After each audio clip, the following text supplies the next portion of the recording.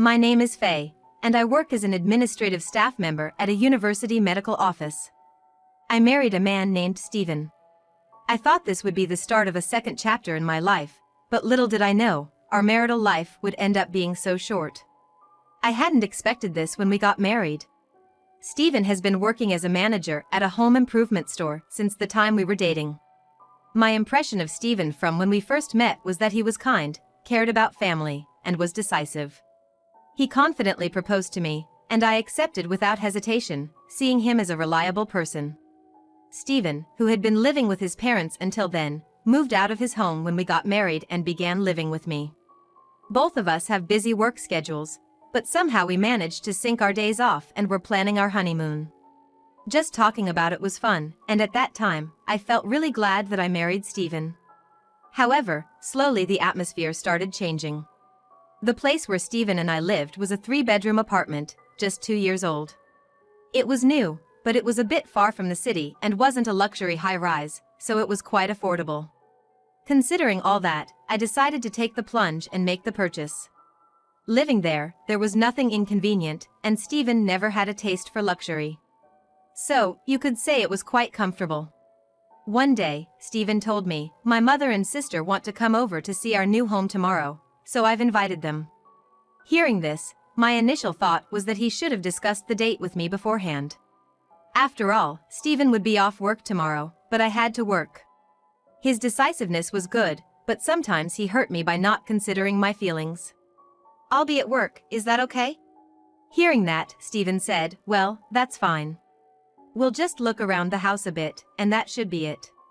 I agreed, assuming that was all there was to it. However, the next day when I came home from work in the evening, the atmosphere in the house was lively. There was a pleasant smell, and when I entered the living room, there were Steven, my mother-in-law, and sister-in-law. The 3 of them had prepared food and drinks and were enjoying themselves. "What's going on?" I blurted out. My mother-in-law, seeming a bit tipsy, greeted me with a high-spirited, "Oh, Faye, you're home. Done with work? You've been working hard." My sister-in-law looked at me and cheerfully said, "Hey, Faye. You must be tired. But, wow, this house is amazing. It's not fair that you get to live in such a place." Steven was joining in the fun, and I was the only one in the room who was out of the loop. "I was told you were coming for a house tour, but did you plan on having dinner as well?" I asked, trying not to upset them, as what was happening was different from what Steven had told me. I felt a bit upset, but Steven, with a smile, casually replied, My mom and sister said they had plenty of time. So, we thought why not have dinner?" Even though he said that, it was their time he was considering, not mine, and I wanted to express that. It's not like I dislike my mother-in-law or sister-in-law, but I don't want to be on my toes in my own home. However, Steven said, "My dad is not around anymore, and it's always just the 2 of them. They need a change of scenery once in a while." He said this in a carefree manner. Hearing this, my mother-in-law said, "Steven is such a kind boy. Faye, you should appreciate that you got to marry Steven," as if I was being taken care of by Steven. I wanted to retort, "I'm working and earning too, you know?" But then I thought, maybe it's okay to let them have a family dinner once in a while, so I decided to step back. I didn't want any conflict, and they had bought the groceries and prepared the meal themselves. But then, my mother-in-law said something that left me shocked. "But, this fridge is stocked with good meat. High-quality meat really is delicious." I couldn't believe my ears for a moment. My mother-in-law and sister-in-law were clearly using our groceries. The alcohol and the snacks my sister-in-law was eating were exactly the ones we had bought. "Huh? You didn't buy these yourself?" When I asked, my mother-in-law replied, "Well, if you have this much in the fridge, there's no need to go shopping, right? It's a hassle to go to the supermarket." She responded without any hint of remorse. And then, to top it all off, she said, "I'm tired now, so if you want to eat something, Faye, you'll have to make it yourself." I was genuinely angry at this whole conversation. My emotions were threatening to spill out. But somehow, I managed to suppress my anger and respond with a strained smile, "Is that so? Well, I'll take care of my portion then." Saying this, I headed to my room. However, it seems some of my emotions may have leaked out. When I closed the living room door, It made a slightly louder bang than I intended. Immediately after, I could vaguely hear my mother-in-law and sister-in-law talking. "Oh my, is she always this rough? Is she okay?" My sister-in-law chimed in, "Despite being in such a nice house, I wonder if Faye won't end up breaking something." "Right, Stephen?" Stephen casually responded, "I'll remind her later. She's probably just tired from work." And after all that, my in-laws just left without cleaning up. On top of that, Stephen even came to my room and lightly scolded me. Hey, what's with all the irritation? It's not nice to my moms, you know? But honestly, having all this done without my permission and them leaving without cleaning up was too much for me to bear. When I told him this, Stephen tried to pacify me. "Well, calm down. This is a one-time thing. I'll take care of the cleaning. Just relax." Of course, I wasn't convinced, but I thought it wasn't worth picking a fight over it and managed to suppress my anger.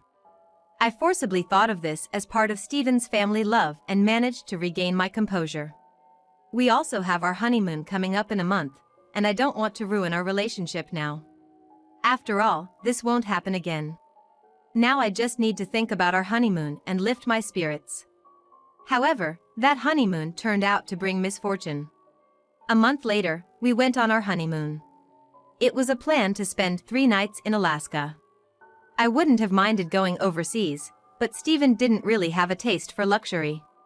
He said that staying within the country was enough, so we decided on this plan. The hotel we booked was decent, and we enjoyed the cuisine, hot springs and northern lights, spending wonderful days. And as planned, our delightful journey was coming to an end. We were heading home. I felt a little sad that it was over. We talked about making another plan someday. However, we were just about to arrive home. Suddenly, I remembered something as we were getting here. Come to think of it, I wonder if I locked the bathroom window before leaving the house. We live on the 4th floor of an apartment building, and the bathroom window is small, so I don't think there's any need to worry about a burglar breaking in. However, I remembered it out of the blue, and when I mentioned this to Stephen, he casually responded, "It'll be fine, my mother and sister are there." I was perplexed. Huh? My mother-in-law and sister-in-law are at our house now? I didn't hear about this.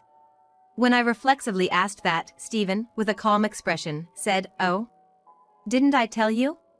They said they'd clean up while we're away. It's really helpful, you know.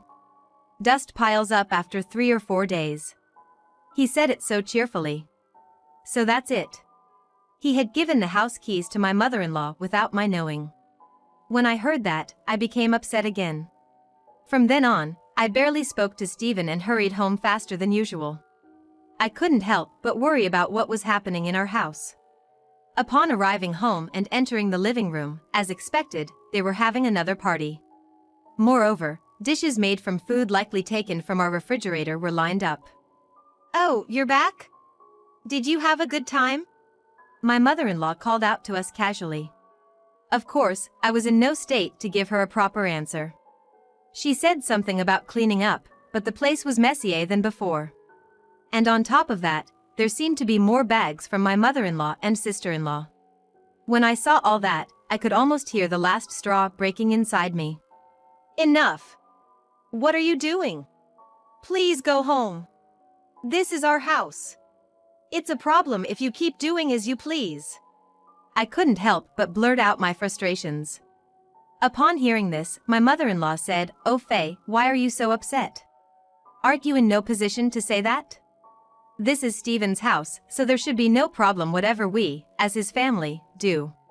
My sister-in-law chimed in with a somewhat arrogant attitude, "That's right, Faye. If anything, we should have more right to live here than you. I just can't understand their way of thinking." "Hey! I'm paying for this house too, you know.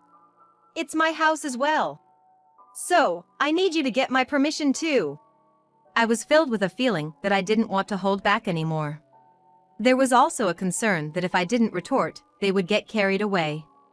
But what drove me further was the unexpected Stephen. "Hey Faye! You need to stop. How can you speak to my family like that? We're all going to live here from now on. Don't be so selfish. Upon hearing his words, I was momentarily stunned. Live with these in-laws? Was it decided without my knowing again? When that thought crossed my mind, I couldn't help but retort back to Stephen. So, why do you decide on your own without telling me? Can't you consult with me at least once? Who's being selfish here? Don't be ridiculous. The cheerful atmosphere from our honeymoon trip was nowhere to be found. The room had completely turned into a battlefield. But it was Stephen, as always, who put an end to the tension. Enough! If you hate living here so much, Faye, you can leave. He commanded, as if to finish me off. But his words had the opposite effect on me. They cooled me down. I must have come to realize that I couldn't go on living with these people anymore. And if that's the case, there's no reason for me to stick around with Stephen and the others. I could have asked Stephen, who said such a thing, "Are you sure about that?" but I didn't. However, my desire to avoid further involvement was stronger, so I allowed myself to say it casually, all the while grinning. Okay, got it. I'll be out of here in no time. I don't think my mother-in-law and sister-in-law understood why I was smirking, but they'll find out eventually. Afterwards, I quickly packed up only the essentials and left the house. Stephen's parting words were, "Cool off for a while," but I was already cool and had no intention of returning. He seems to think I'm coming back. I contacted my parents, asked to stay with them temporarily, started preparing for divorce, and began looking for a new place to live. Stephen tried calling me a few times, but I ignored him because I was busy with various things. But after about 2 months, I had settled into my new place. Remembering that I still had belongings at the house I shared with Stephen, I decided to take his call for the first time in a while. And right away, I could tell that he was panicking. Faye, finally. What are you doing? Come back, now. He repeated this in a rush. That's right, Stephen thought I was coming back, I remembered. So, I answered firmly. No, I'm not coming back. Actually, I've already filed the divorce petition and consulted a lawyer. Let's talk about the property division. He was stunned. Huh? Divorce? Please, not that. I can't deal with that right now, he pleaded, becoming even more frantic. To be honest, I had a pretty good idea of what was going on. When I asked, "What's the matter?" he replied, "I'm broke. I'm already in debt. So come back quickly." Well, that was to be expected, I saw it coming. He must have thought he could afford to kick me out because I would come back. But sorry to disappoint, he was wrong. Stephen wasn't making much to begin with.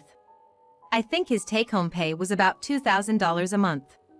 But the monthly mortgage for the condo we bought was $2,000. So how was he paying for it? I was paying $1,500, and he was only putting in $500. I was earning over 3 times his salary, so that wasn't a problem. That's why I was covering all the other expenses, like utilities and groceries. Even our honeymoon had to be modest because he said he didn't have any money. I realized at some point that he didn't lack expensive tastes, he just simply didn't have the income. So once I left, he had to pay for everything on his own. The condo was in his name, and the payments were taken from his account. So, once I left, he lost the $1,500 I used to give him every month. Moreover, Stephen's jobless mother-in-law and sister-in-law are living with him.